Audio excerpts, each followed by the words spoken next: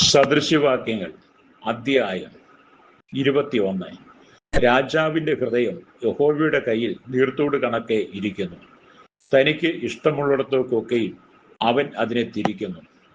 മനുഷ്യന്റെ വഴിയൊക്കെയും അവന് ചൊവ്വായി തോന്നുന്നു. യഹോവയോ ഹൃദയങ്ങളെ തൂക്കി നോക്കുന്നു. നീതിയും ന്യായവും പ്രവർത്തിക്കുന്നത് യഹോവയ്ക്ക് ഹനനയാഗത്തേക്കാൾ ഇഷ്ടം. ഗർവമുള്ള കണ്ണും അഹങ്കാര ഹൃദയവും ദുഷ്ടന്മാരുടെ ദീപവും പാപം തന്നെ.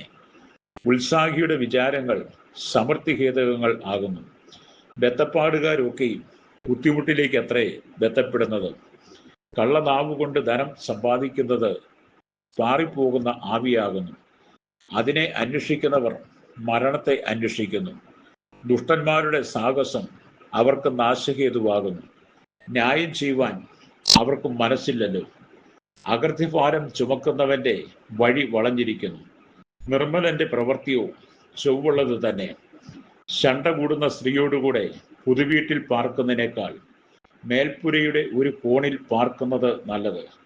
ദുഷ്ടന്റെ മനസ്സ് ദോഷത്തെ ആഗ്രഹിക്കുന്നു.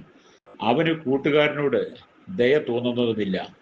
പരിഹാസിയെ ശിക്ഷിച്ചാൽ അല്പബുദ്ധി ജ്ഞാനിയായി തീരും. ജ്ഞാനിയെ ഉപദേശിച്ചാൽ അവൻ പരിജ്ഞാനം പ്രാപിക്കും. നീതിമാനായവൻ ദുഷ്ടന്റെ ഭവനത്തിന്മേൽ ദൃഷ്ടി വെക്കുന്നു. ദുഷ്ടന്മാരെ നാശത്തിലേക്ക് മറിച്ചു കളയുന്നു. എളിയവന്റെ നിലവിളിക്ക് ചെവി പൊത്തിക്കളയുന്നവൻ താനും വിളിച്ചപേക്ഷിക്കും, ഉത്തരം ലഭിക്കുകയില്ല. രഹസ്യത്തിൽ ചെയ്യുന്ന ദാനം കോപത്തെയും മടിയിൽ കൊണ്ടുവരുന്ന സമ്മാനം ഉഗ്രകോപത്തെയും ശമിപ്പിക്കുന്നു. ന്യായം പ്രവർത്തിക്കുന്നത് നീതിമാന് സന്തോഷവും ദുഷ്പ്രവൃത്തിക്കാർക്ക് ഭയങ്കരവുമാകുന്നു. വിവേകമാർഗം വിട്ടു നടക്കുന്നവൻ വൃതന്മാരുടെ കൂട്ടത്തിൽ വിശ്രമിക്കും. ഉല്ലാസപ്രിയൻ ദരിദ്രനായിത്തീരും. വീഞ്ഞും തൈലവും പ്രിയപ്പെടുന്നവൻ ധനവാനാകുകയില്ല.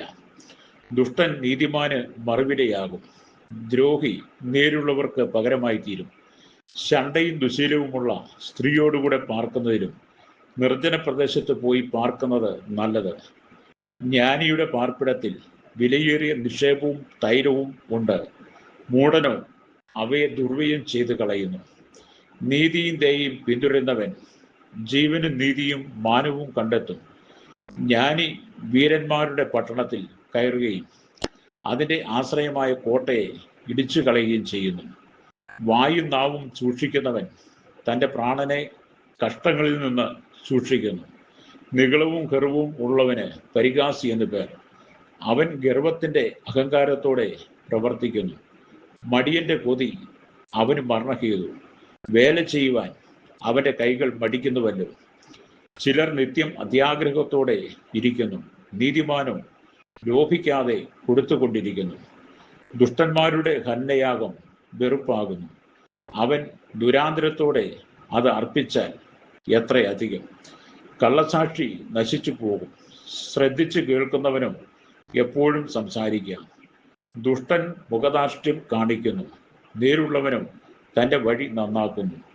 യഹോവയ്ക്കെതിരെ ജ്ഞാനവുമില്ല, ബുദ്ധിയുമില്ല, ആലോചനയുമില്ല. കുതിരയെ യുദ്ധ ദിവസത്തേക്ക് ചമയിക്കുന്നു. ജയമോ യഹോവയുടെ കൈവശത്തിലിരിക്കുന്നു.